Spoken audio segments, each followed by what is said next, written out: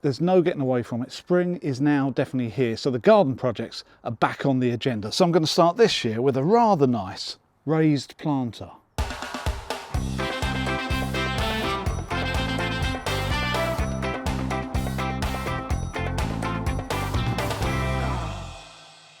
So I've got a nice little project for you today, and we're in our new location, which is Garden Series Studio. The whole project for this raised planter is actually based around one of these plastic troughs. I bought mine from B&M, and it's a 700mm wide trough planter for £8, which I think is a really good deal. So I'm essentially going to build a frame around this for it to sit in, and the earth will be sitting in the plastic rather than touching any of the timber. All the timber is going to be treated, and I'm actually going to be using some of this, and this is essentially roof battening that is 25 by I think 50mm. And the two really good things about using roof battens is, one, they're treated, and two, because they hold up all those tiles on your roof, they're actually good quality. They're generally pretty straight when you buy them from the builders merchants, and they're pretty strong and nice to work with. So the first thing we're going to do is make a bit of a frame out of these battens to go around this trough. So without doing any measurements, I'm just going to offer it up and cut it to size. So that is 242, let's call it 245. Cost-wise, treated roof battens of this size are around £1 or just over per metre if you get them from a builder's merchants rather than a big DIY store. 635, let's call it 640. So those are my two side pieces, and this is exactly the length of the planter. So that helps me just position these two end pieces of timber. And we're going to just start gluing and screwing. Don't worry about the overhang at the moment. That is going to get sorted out once I put it all together. So I've just got some water ready, because today I'm going to be using this PU Gorilla Glue that expands, but it actually activates when it hits water. So I just want to make sure that the timber I'm putting it on is moist, and then in theory it works. This is the first time I've used this type of glue on a project. Although I've seen it used by others many times, I didn't actually know that it needs water or moisture to activate. It does expand quite a bit, so the workpieces being glued do need to be screwed or clamped tightly together, or else the glue between them will push them apart as it expands.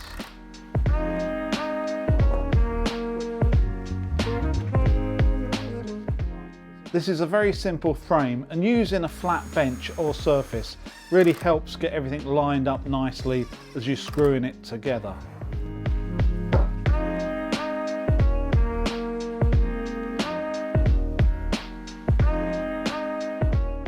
I have no idea if making it damp actually does anything. If you know, please let me know, but I'm just following the instructions. I've never ever made wood damp to glue it before. So just check that for square, but you don't have to be that accurate with a job like that. And that's pretty square because I've got some nice cuts on there. And all we need to do is to see if it fits our planter. Okay, so it's got a little bit of wiggle room. But that is, I would say, good enough. So you can get the idea of what we're doing now. This box or planter is actually going to be hanging from this frame, and I'm not going to have any timber underneath it, because that's really what's going to rot when I water it and the water flows out. If there's anything underneath, it's going to be in contact with water all the time. But if it's hanging, it's got half a chance of lasting a little bit. Now, we do need to make another frame, because I'm going to be cladding this. So now I've done one, I think I'll make exactly the same for the bottom. So I've now got two frames exactly the same, well, within a millimetre or two, which is good enough for this sort of project. So what these are going to do is, one's going to go at the top, which is actually at the bottom at the moment because we're obviously upside down. The other one's going to go at the bottom around about there, And it's not going to support the planter at all, but it will support the cladding that's going to go on all four sides. So you won't be able to see the planter because I'll clad that and then paint it as well. So this frame is just for the cladding really. The thing I do need to do is obviously chop these down. These are longer than they should be, and I've done that on purpose because I'm actually going to cut them to the right length, not by measuring, but just offering up another piece of timber. But you'll see that in a minute. But what I do need to do is now put a secondary member here that will go across and help support our legs.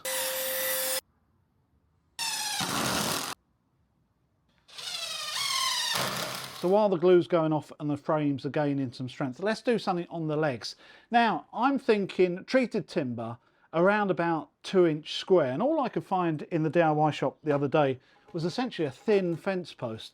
This is 2.4 metres long and cost me over £15. Then I noticed a day or so later, they're doing a special for treated 4x2s for £6 something. So what I've done is on the table saw, cut my 4x2 down the middle and ended up with 2x2 or maybe sort of 46mm square, which now at the current rates cost me about £3 a length as opposed to £15. So this one is going to be going back next week and I'll get a refund. So this is how I got my treated 4x2, and you'll notice that it comes with slightly rounded corners. So when I cut it in half, I've now got 2 rounded corners and 2 very square corners. So we're going to have to round those off. Not very much, but I just want them to match the machined corners. And you don't need a router, you don't need any fancy equipment. All you need is a small block plane and a little bit of sandpaper. So with the plane just set to medium, I just run at 45 degrees, just take off that sharp edge. But I'll do that maybe 4 or 5 times. 3, 4, 5. Then I'll just do another couple of passes at 22.5 and whatever, 45 plus 22.5, which is, what's that, 67.5? Something like that anyway. So that has now rounded over my edge nicely. I'll just finish off with a bit of sandpaper or sanding block. So in no time at all, I've now got a rounded edge to match the factory edge. So I now need to do this one plus the other 6.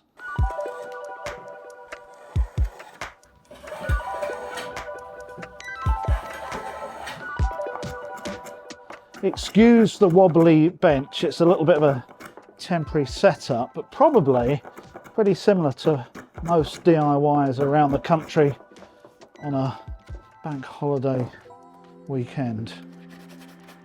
I bevel the bottom of each leg, and after painting I'll be fitting some plastic feet to keep the timber off of the ground. So this is typical for this PU glue, that it expands, according to the bottle, 3 times the volume that you use. So it does squeeze out and eventually goes hard after a couple of hours.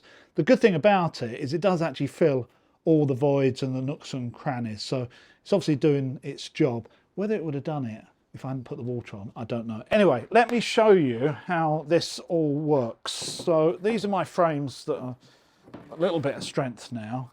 One goes at the top, the other one goes at the bottom, and the legs essentially will fit into these corners that I've left. And because these are 50mm each, 2 inches wide, it already looks pretty vertical because it's just going to follow the line of this roof batten. And then we'll have the other frame going on a little bit lower that will also support the legs, and that gives us something quite nice for the cladding to go on.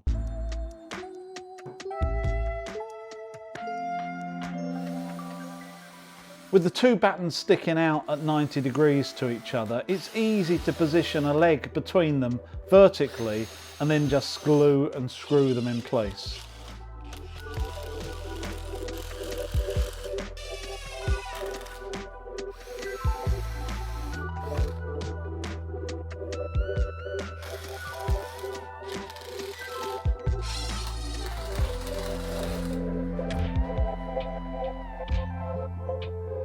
Once all the legs are fixed to the top frame, I can simply slip the lower frame over the legs and then fix that.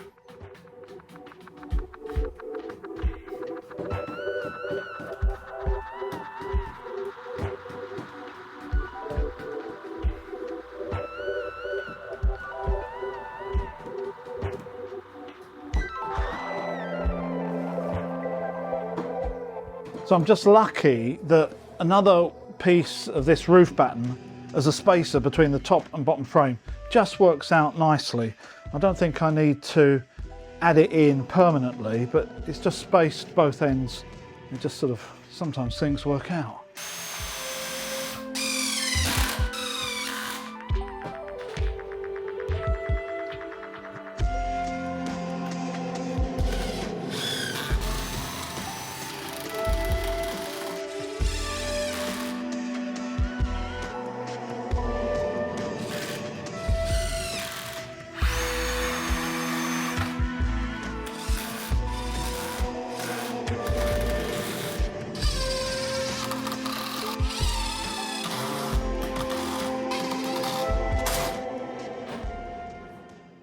So let's talk cladding. So with the frame essentially complete, all that we really need to do is to put some cladding on the outside. And today I'm going to be using this TGV redwood cladding. This is really popular stuff. You can get it in all the major DIY shops. And redwood is really good for outdoor projects. It might not be as strong structurally, but it is good at keeping away from the weather and actually surviving for a few years. So you'll find a lot of this cladding is actually made in redwood. That's going to go on the front. It's going to be supported by some of these battens that I'll put vertically, so I'll put the cladding horizontally. But first of all, we have to get rid of these bits that are sticking out here, which I mentioned to you right at the beginning. So what I'm going to do is put these on, cut these off. I use a short piece against the frame so my saw can follow tight up against it to make a nice square cut. Although I did battle a little bit with glue that had been squeezed into areas that it shouldn't have been, and a wobbly bench.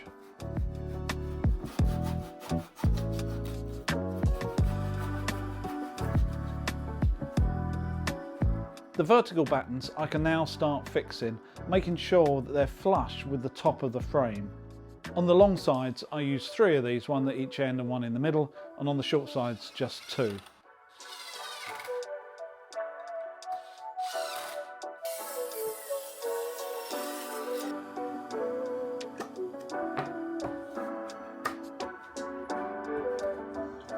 So the way I'm going to fix this cladding is just one single screw in the middle of each panel.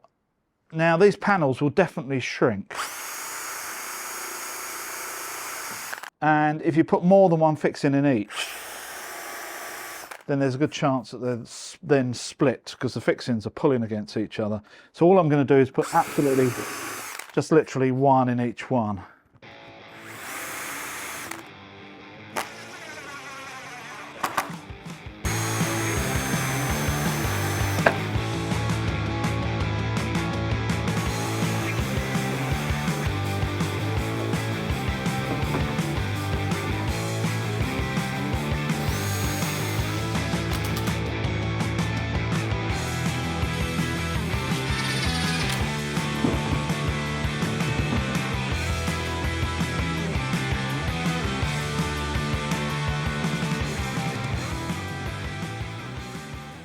So that's the planter complete and fully painted up with a bit of a two-tone paint colour scheme, which I rather like. I think the cladding really finishes it off, and having all the plants in a plastic tray so it doesn't come in contact with the timber should mean that it lasts some time. And I liked it so much, I built another baby version just out of another smaller trough, but in exactly the same way. I hope you enjoyed the video. Remember, subscribe, and I will see you next time.